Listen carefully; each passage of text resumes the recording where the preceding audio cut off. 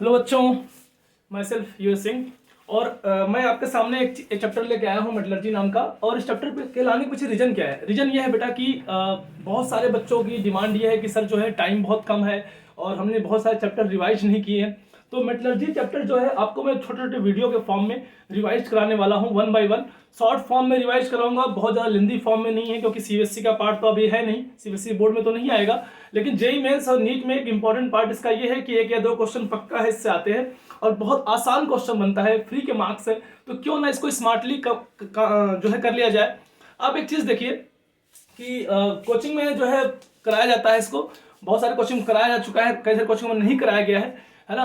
और वहां पर क्या सीन है कि इसमें एनसीईआरटी मेनली डोमिनेट करती है कि एनसीईआरटी का पार्ट जो है पूछा जाता है, लेकिन एनसीईआरटी से बाहर हट के भी कुछ चीजें पूछ ली जाती हैं। ठीक है, तो मैं आपको वो हर पार्ट कवर करने वाला हूं, क्योंकि यहाँ पर कैसे क्वेश्चंस आते हैं, किस टाइप से क्वेश्चन आते हैं, कौन सा पार्ट जो है आपका इंपॉर्टेंट है, कौन सा इंपॉर्टेंट नहीं है, हर वो पार्ट 1 बाय 1 एक्सप्लेन करूंगा।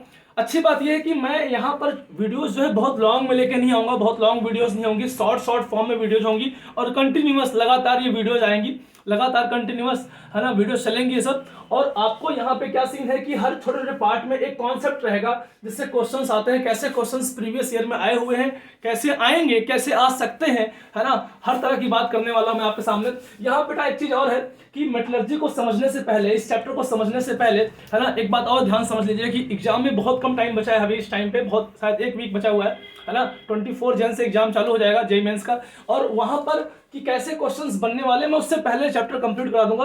और आपको एक चीज मैं बोलता हूं कि सारे पार्ट इंपॉर्टेंट है, यहाँ पे हर पार्ट से क्वेश्चंस बनते हैं, है ना। और क्वेश्चंस बहुत आसान बनते हैं, देखते ही क्वेश्चन सॉल्व हो जाएंगे। और स्मार्टली आप जो है ब्रेक में लेकर, कभी आपको पढ़ने का मन नहीं कर रहा है तो आप नॉर्मली ब्रेक में ये वीडियोस देख सकते हैं। 15 मिनट की वीडियोस, 20 मिनट की वीडियोस रहेंगी, आप आराम से इसको देख सकते हैं और चाय के साथ जो है आराम से देख लीजिए, कवर हो जाएगा। बहुत ज्यादा इसको ऊपर मेहनत करने की जरूरत नहीं है। कहते हैं ना, कुछ चैप्टर स्मार्टली खत्म कर देना चाहिए, है। जहाँ पे आपको फ्री के दो क्वेश्चंस मिलने वाले हैं, एक क्वेश्चन मिलने वाला है, जहाँ पे फ्री के मार्क्स मिलने वाले हैं, तो उस पार्ट को स्मार्टली आप ब्रेक में, आप ट्रेवल कर रहे हो, आप मेट्रो ट्रेवल कर रहे हो, आप कहीं ट्रेवल कर रहे हो, आप ईयरफोन लगाओ और जो है इस वीडियो को देखो। और कंप्लीटली इसका जो है मैं आपको कंप्लीटली एक्सप्लेन करने वाला हूं, जो कि क्या पोर्शंस पढ़ेंगे, कैसे पढ़ेंगे, कौन सा पार्ट इंपॉर्टेंट है, कौन सा पार्ट इंपॉर्टेंट नहीं है, हर वो पार्ट यहाँ पे एक्सप्लेन करने वाला हूं। तो ये इंट्रोडक्शन पार्ट है आज आपका कि मेटलर्जी में क्या क्या पढ़ने वाले हैं, कौन से पार्ट से कैसे क्वेश्चंस बनते हैं, कहाँ क्या बनता है, इस तरह से जो है हम आपसे बात करने वाले हैं। और आप एक चीज देखो बेटा, है ना, और एक बात और आपसे कहना चाहता हूँ कि आप लोग जो है इसको जो है थोड़ा सा शेयर वगैरह कर दीजिएगा, कि जिससे जिससे क्या हो कि इंडिया के हर किसी बच्चे के पास तक ये पहुंच पाए कि अभी टाइम कम है, 6 से 7 दिन का है, आप लगातार 12 घंटे पढ़ाई कर रहे हो, जब आप ब्रेक लेते हो तो उसमें वीडियोस देखकर आप नॉर्मली इसको एंजॉय कर सकते हो, है ना, एंजॉय के फॉर्म में इसको तैयार कर सकते हो। ठीक है ना, तो इस तरह से चलो स्टार्ट करते हैं। ठीक है, तो मेटलर्जी आखिर है क्या, मेटलर्जी आखिर बोलते हैं किस चीज को है? एक साइंस टेक की एक ऐसी ब्रांच है ना, साइंस टेक की ऐसी ब्रांच है जो कि यूज की जाती है किसके लिए, है ना, यूज की जाती है science and tech use for extraction of metals, है ना। मेटल्स को एक्सट्रैक्ट करना, मेटल को निकालना, माइनिंग करने के बाद जो ओर्स या मिनरल्स मिलते हैं उनमें से मेटल्स को निकालना, एक्सट्रैक्ट करना, है ना, वो भी इकोनॉमिकली। ये चीज याद रखना, इकोनॉमिक होना चाहिए। अगर वो इकोनॉमिक नहीं है तो मेटलर्जी का पार्ट नहीं है। आप समझिए इस बात को, इकोनॉमिक होना इसलिए जरूरी है कि भाई एक बात बताओ, आप कंपनी चला रहे हो, आप पैसा लगा रहे हो किसी चीज को, मेटल को एक्सट्रैक्ट करने के लिए, लेकिन आपका जितना पैसा लग रहा है उससे लॉस हो रहा है, तो किस काम का, है ना। तो मेटलर्जी में ऐसी साइंस एंड टेक यूज करना जो कि मेटल्स के एक्सट्रैक्शन में वो भी इकोनॉमिकली काम करे, उसे क्या बोलेंगे, मेटलर्जी बोलेंगे, ऐसी ब्रांच, है ना। अब मेटलर्जी में होता क्या है, मेटलर्जी में होता क्या है आप जानते हो? झारखंड, छत्तीसगढ़, ये सारे उड़ीसा, इन सब में जो है बहुत सारी माइनिंग होती है। आप जानते हो एमपी में भी तो माइनिंग बहुत ज्यादा होती है। तो माइनिंग से क्या मिलता है? माइनिंग से हमें ओर्स और मिनरल्स मिलते हैं। तो माइनिंग से हमें ओर्स और मिनरल्स, आखिर ये ओर्स और मिनरल्स अलग क्यों किया, अलग क्यों किया मैंने? तो जब हम माइनिंग करके ले आते हैं, अर्थ क्रस्ट की माइनिंग करते हैं, तो अर्थ क्रस्ट में आप जानना चाहिए, आपको पता होना चाहिए अर्थ क्रस्ट में सबसे ज्यादा क्या होता है। हमारे अर्थ क्रस्ट में सबसे ज्यादा, अर्थ क्रस्ट में सबसे ज्यादा क्या होता है? ऑक्सीजन। अर्थ क्रस्ट के अंदर सबसे ज्यादा क्या होता है? ऑक्सीजन। फिर क्या होता है? सिलिकन। फिर क्या होता है? एल्यूमिनियम। और फिर आयरन। तो आपको ये बात पता होनी चाहिए कि हमारे अर्थ क्रस्ट में सबसे ज्यादा ऑक्सीजन है। ठीक है, और हमें जो है ये एक्सट्रैक्ट करना है, यहां से जो है सिलिकन निकालना है, एल्यूमिनियम निकालना है, आयरन निकालना है माइनिंग करने के बाद। तो माइनिंग करने के बाद होता क्या है? माइनिंग करने के बाद बेटा हमें जो सबसे पहले मिलता है ना, जो ओवरऑल जो मिलता है उसे हम मिनरल्स बोलते हैं। ओर्स कब बोलेंगे मैं आपको बताऊंगा। जब माइनिंग करने के बाद जो सबसे पहले मिलता है ना, उसे क्या बोलते हैं, अर्थक्रस्ट की माइनिंग करने के बाद जो मिलता है क्या बोलते हैं, उसे मिनरल्स बोलते हैं। अब ये मिनरल्स जो है कब ओर्स कहलाते हैं, कब ये ओर्स कहलाते हैं? तो मिनरल्स तो भाई अब आप जो है एक एक जो है मिट्टी ले आओ थोड़ा सा, उसमें भी एल्युमिनियम मिल जाएगा। एल्युमिनियम की बहुत थोड़ी मात्रा है, बाकी सारा क्या है, अनवांटेड चीज है, मिट्टी है, ठीक है। तो आपका एल्युमिनियम बहुत कम है, मिनरल तब भी कहलाएगा, है ना। आप पूरा बॉक्साइट लेके आए, आप बड़ा सा पत्थर लेके आए, उसमें एल्युमिनियम बहुत ज्यादा है, तब भी वो मिनरल्स कहलाएगा। तो कब उसे ओर्स बोलते हैं, है ना। तो मिनरल्स जब आप माइनिंग करने के बाद जो कुछ भी मिलता है ना, उसे क्या बोलोगे, मिनरल्स बोलोगे, चाहे वो स्मॉल अमाउंट में हो, चाहे आपका एलिमेंट लार्ज अमाउंट में हो। लेकिन ओर्स कब बोलेंगे? ओर्स तभी बोलेंगे जब मिनरल्स के अंदर आपका मेटल, आपका जो जिसको आप एक्सट्रैक्ट करना चाहते हो वो पार्ट, वो क्या हो, लार्ज अमाउंट में हो, इकोनॉमिक अमाउंट में हो, ठीक है, कन्वीनियंट हो, उससे एक्सट्रैक्ट करना कन्वीनियंट हो। अगर मैं आपसे बोलूं कि जैसे मान लो एल्युमिनियम के, आपको एल्युमिनियम क्ले से मिलता है, आपको एल्युमिनियम बॉक्साइट से मिलता है, बॉक्साइट से मिलता है, तो बॉक्साइट आपका तो और कहलाएगा, क्योंकि यहाँ कैसा है, इकोनॉमिक है।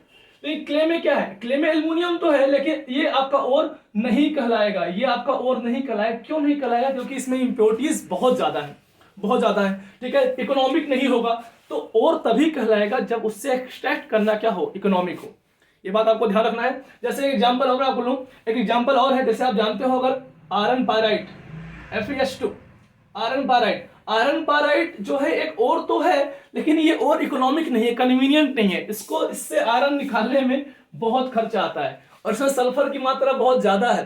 तो SO2 गैस निकलेगी, और SO2 गैस जब निकलेगी तो क्या करेगी, वो आयरन के अंदर जो है पोर्स बना देगी, ब्लिस्टर कर देगी, ब्रिटल कर देगी, तो बेकार सा आयरन मिलेगा, ठीक है। तो ये भी इकोनॉमिक नहीं है, तो ये भी इकोनॉमिक नहीं है, तो इसको भी और नहीं बोलना चाहिए, ठीक है। जो इकोनॉमिक नहीं है वो और नहीं कहलाएगा, ठीक है। जिसको जिसमें से एक्सट्रैक्ट करना कन्वीनियंट नहीं है वो और नहीं कहलाएगा।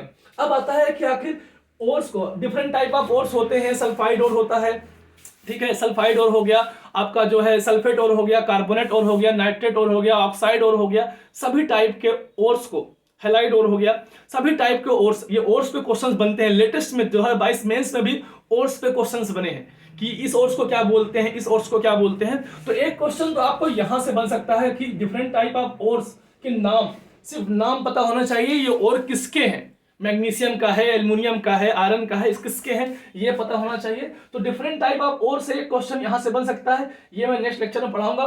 पूरा जितने टाइप के आपके ओर्स होते हैं, सारे ओर्स मैं एक बार में पढ़ाऊंगा आपको उसे रटना होगा, उसे तैयार करना होगा, आपको मेरे साथ ही रटना है, ये नहीं कि आप बाद में रट रहे हो, आपको यही तैयार करना है इस चीज को, ठीक है। ओर्स मिलने के बाद क्या करेंगे, फिर स्टेप क्या चलता है। ओर्स मिलने के बाद होता क्या है कि अब हमें ओर्स की सफाई करनी है, क्योंकि ओर्स जब आप एक्सट्रैक्ट करते हो, आप माइनिंग करके ओर्स ले आते हो, उसमें क्या होगा, उसमें मिट्टी होगी, उसमें रेत होगी, उसमें जो है ह्यूमस होगा, तो उसको हटाना, साफ करना। जैसे चोट लगती है तो आप क्या करते हो, चोट पे मिट्टी लग जाती है तो आप ड्रेसिंग करते हो, डिटॉल से ड्रेसिंग करते हो, साफ करते हो। वैसे ही ओर्स को क्या करोगे, ड्रेसिंग करोगे, साफ करोगे, तो कंसंट्रेशनिंग आप और बोल सकते हो या ड्रेसिंग। अब यहां से क्वेश्चन बनते हैं, तो दूसरे टाइप के क्वेश्चन बनते हैं। फर्स्ट टाइप आपके बनेंगे टाइप ऑफ ओर्स कितने हैं, क्या हैं, कौन से हैं। सेकंड टाइप क्या बनेगा आपका, कंसंट्रेशनिंग ऑफ ओर्स है, यहां से क्वेश्चंस बनेगा। आपको स्मार्टली पढ़ना है, आपको पता होना चाहिए आपके चैप्टर में से कहां से क्वेश्चन बनते हैं, ये बहुत जरूरी है, क्योंकि इतने 35 चैप्टर ऑफ केमिस्ट्री के या फिजिक्स के 35, आप 40 चैप्टर मैथ्स के, इतने चैप्टर्स में से कहां से क्वेश्चंस बनेंगे, किस टाइप से क्वेश्चन बनेंगे, अगर आपको आइडिया नहीं होगा, आप 2 साल क्लास 11 12 मिला के 2 साल की पढ़ाई कितना आसानी से कवर नहीं कर सकते। तो आपको स्मार्टली हर चैप्टर में पता होना चाहिए, एनालाइज करना चाहिए आपको क्वेश्चंस कहां से बनते हैं, ठीक है। अब बताओ यहां से क्वेश्चन बनेंगे। कंसंट्रेशन का मतलब क्या है, सफाई करना, है ना, उसमें सफाई करना। अच्छा, 2 मेथड से कर सकते हो। फिजिकल मेथड जो आपको हम लोग 1 by 1 पढ़ाऊंगा इसको, है ना, मैग्नेटिक सेपरेशन हो गया, हाइड्रोलिक वॉशिंग हो गया, है ना, फ्रोथ प्रोटेक्शन हो गया। आपने फिजिकल मेथड घर में भी देखा होगा, आप जानते होंगे कि जब जैसे एक एग्जांपल मैं आपको बताऊं, जैसे आप जानते हो गेहूं जो थ्रेशरिंग करते हैं, थ्रेशरिंग, तो गेहूं में क्या होता है, जब गेहूं निकालते हैं उसमें से तो क्या होता है कि गेहूं को जब आप देखोगे कि पंखे के सामने चला के काफी हाई स्पीड से ऐसे गिराते हैं, ओसाना बोलते हैं, गांव वाले बच्चे जानते होंगे, शहर वाले बच्चे शायद न जानते हो, तो आप जानिए ओसाना। आप ऐसे ऐसे करते हो, क्या करता है उसमें से जो भूसा होता है, जो अनवांटेड चीज होती है, क्या होती है, वो उड़ जाती है, हल्की होती है। सेम टाइप से वैसी चीजें हैं, अलग अलग टाइप की चीजें हैं। फ्रोथ फ्लोटेशन है, हाइड्रोलिक वॉशिंग है ना, मैग्नेटिक सेपरेशन है। फ्रोथ फ्लोटेशन में आपकी सरफेस केमिस्ट्री काम करती है, एडजॉर्प्शन, हम इसको पढ़ेंगे यहाँ पर, ठीक है। और इसके बाद आता है केमिकल मेथड। केमिकल मेथड में इंपॉर्टेंट है बेटा, केमिकल मेथड बहुत इंपॉर्टेंट है, क्वेश्चन अक्सर बनते हैं यहाँ पे, क्योंकि केमिकल मेथड का नाम में जो नाम आपका है क्या है, वो है लीचिंग। आपने सुना होगा ब्लीच, ब्लीच कराने जाते हैं ना शादी वगैरह से पहले या समथिंग, कोई पार्टी से पहले, है ना, अक्सर लड़के लड़कियां क्या करते हैं, ब्लीच कराते हैं, खासकर, है ना, आप जानते ही होंगे। तो ब्लीच क्या करते हैं, चेहरे पे है ना, क्या करते हैं, बहुत सारा जो है ये जो है फेस वॉश वगैरह सब करके कार्बन चारकोल लगाते हैं और ब्लीच करते हैं। ब्लीच का मतलब क्या है, साफ सफाई। तो ब्लीच से लीच देखो, तो लीच का मतलब क्या हो जाएगा, साफ सफाई, कोई सॉल्वेंट लगाकर, कोई सॉल्वेंट डालकर उसमें से गंदगी को निकालना, दिस कॉल्ड लीच। वैसे जैसे सॉल्वेंट आप चेहरे पे लगा के क्या करते हो, चेहरे के फेस पे जो गंदगी होती है उसे हटाते हो, उसे ब्लीच बोलते हो, वैसे ही यहाँ पे क्या कहला रहा है, लीच कहला रहा है। और यहाँ पे देखो, जब साफ सफाई हो जाए, उसमें से मिट्टी थोड़ी सी कम हो जाए, तो अब बस क्या बचता है, अब ओर्स बचता है। अब मिट्टी, आपका मिट्टी वाला पार्ट जो हो गया, या अनवांटेड चीज वाला पार्ट हो गया, वो हट गया।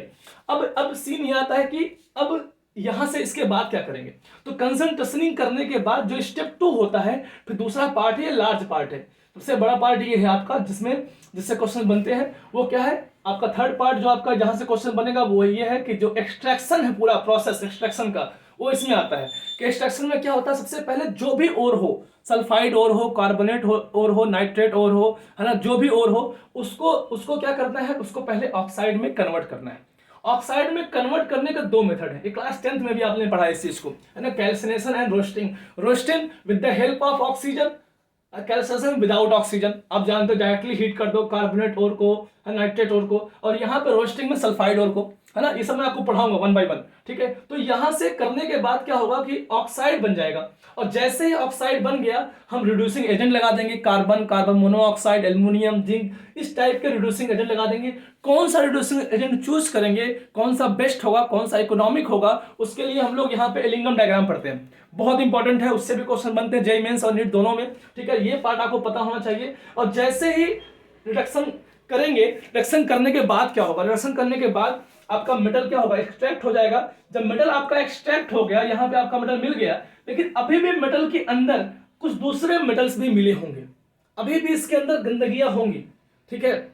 उन गंदगियों को, उन उन उन, उन जो है पार्ट को अलग करना, उस पार्ट को अलग करना, उसे क्या बोलते हो, रिफाइनिंग। अभी भी गंदगियां होंगी उसमें, उसमें थोड़ी बहुत मिट्टी भी, सिलिका होगी, प्रेजेंट होगी, थोड़ी बहुत जो है अलग different type of metals present होंगे, उनको अलग करना। अब और प्योर बनाना है तो क्या करेंगे, रिफाइनिंग। रिफाइनिंग वर्ड समझते हो, जाहिर सी बात है ना। तो रिफाइनिंग के कई सारे मेथड होते हैं, कौन सा मेथड किसके लिए इंपॉर्टेंट है, ये क्वेश्चन बनता है टाइप 4 में।